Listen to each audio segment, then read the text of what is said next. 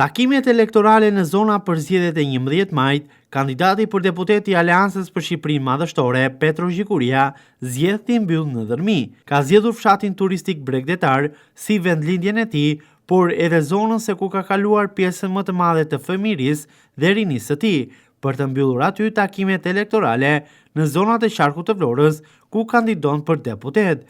Simbolika e zgjedhjes së Dërmiut, edhe për shkak të rëndësisë kujtimeve që ka në këtë fshat kandidati Gjikuria në jetën e tij, por edhe formësimin, karrierën e tij të mëparshme.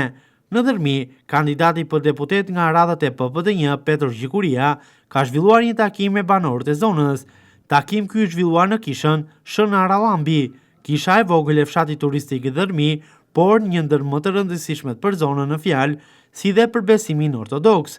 Vendi i këtij takimi është zgjedhur të jetë obori i kishës për vëmendjen e dedikuar që kandidati Gjikuria ka treguar ndaj besimeve fetare përgjatë gjithë kësaj fushate zgjedhore, vëmendje që do të vazhdojë edhe në vazhdimsi pavarësisht rezultatit në zgjedhjet parlamentare. Në këtë takim, prezent ka qenë edhe kreu i PPD1, Vangjel Dule.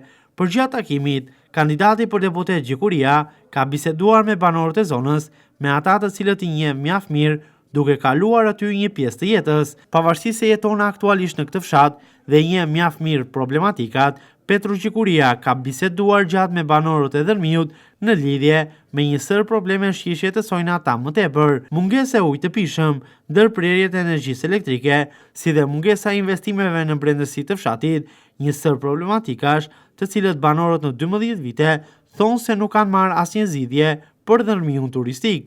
Banorët kanë renditur si shqetësime serioze për ta, edhe peripetësit që kalojnë çdo ditë për të fituar të drejtën e pronësisë.